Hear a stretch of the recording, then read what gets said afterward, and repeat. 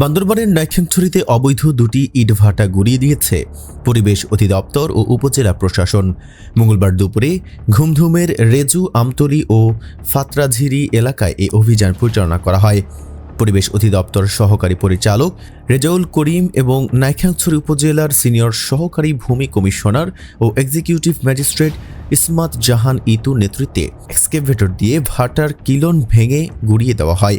নাইক্ষ্যংছড়ির ঘুমধুম এলাকার বিবিএম এবং এসএমবি নামের দুটি ইট ভাটা অভিযানে পরিচালনা করে গুড়িয়ে দেওয়া হয়।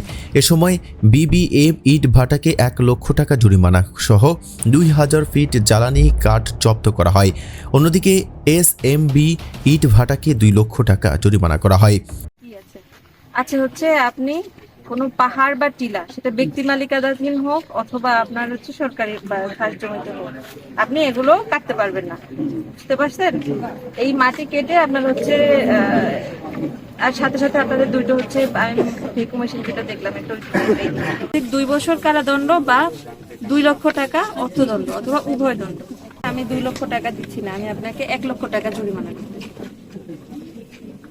ওনাকে 1 লক্ষ টাকা জরিমানা করেন আর সাক্ষীদের সাক্ষী। সংশ্লিষ্ট সূত্র জানায়, বাংলাদেশ পরিবেশ সংরক্ষণ আইন 1995 সংশোধিত 2010 এবং ইট প্রস্তুত ও ভাটা স্থাপন নিয়ন্ত্রণ আইন অনুসারে অবৈধ ভাটার বিরুদ্ধে এ অভিযান পরিচালিত হচ্ছে।